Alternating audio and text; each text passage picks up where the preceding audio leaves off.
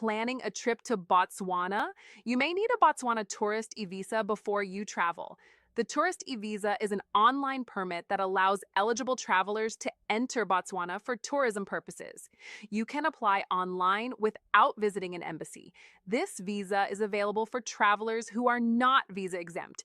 Depending on your selection, it allows either a single entry stay of up to 30 days or multiple entries with a stay of up to 90 days. To apply, you'll need a valid passport, a recent photograph, travel details, accommodation information, and supporting documents.